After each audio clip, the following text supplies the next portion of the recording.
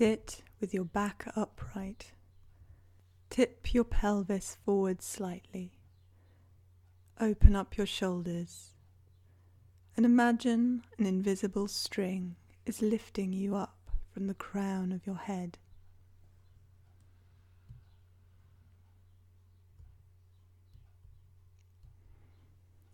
Now take some long, deep breaths. Slow the breathing right down, breathing in through the nose and out through the mouth.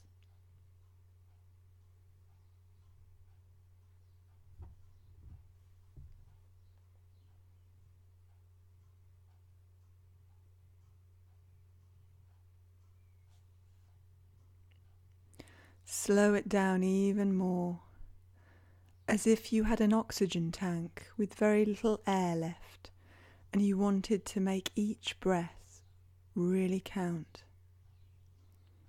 Monitor the breath carefully as it flows in and out of the body.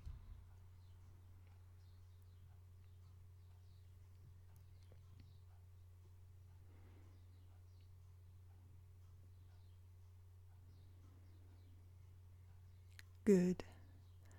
Now notice how the mind automatically quietens down the slower and more focused your breathing becomes. And notice how the mind expands a little or softens at the edges. Breathe into this awareness now.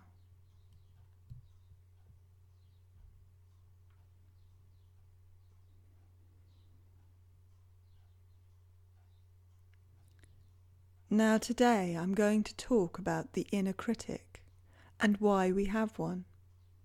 You may have noticed that you have a voice in your head that likes to document everything, rather like a labelling machine.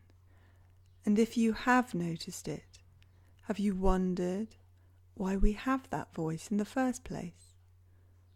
Or have you noticed there are a variety of voices we can tune into at any one time?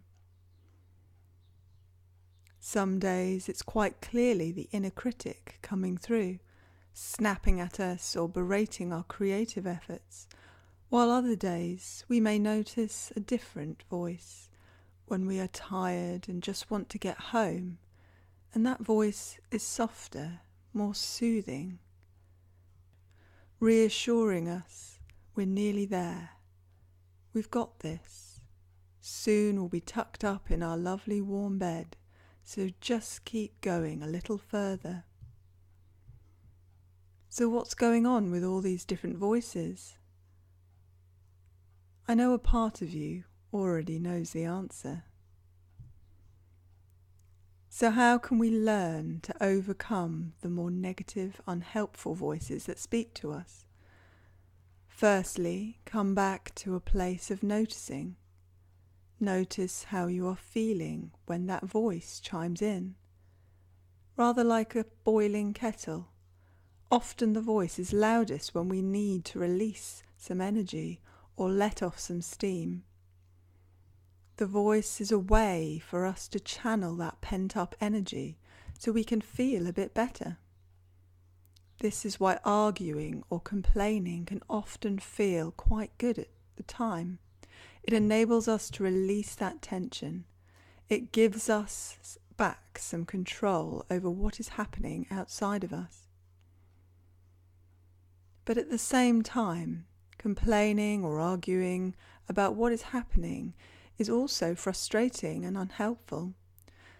So now that we know that critical inner voice is trying to help us take back control, but maybe it's just a little misguided, what can we do to curb it?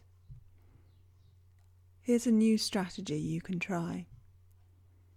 So the next time you feel angry, upset, or generally pent up, close your eyes, take some deep breaths, open the mind, and ask yourself,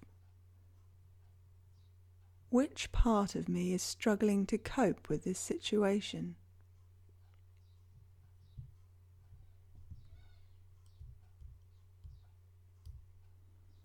Then, when you have identified that part, ask yourself, who is it that can observe that part's struggle? Who is it that can observe that part's struggle? By asking this question, you highlight the fact that the problem is not you. You are not the problem, but that a part of you feels vulnerable, and when you observe it, you can help to protect and comfort that part from a place of calm and clarity. This separation from your thoughts and feelings allows you to respond to the situation from a higher place of self-awareness and gives you the opportunity to break old behaviour patterns and make new choices. Sometimes those new choices will be effective, other times less so, but the important thing is that you try different approaches when dealing with a habitual problem. So just sit with these ideas now. Allow the thinking mind to run away with them, if it wishes, just for a short while.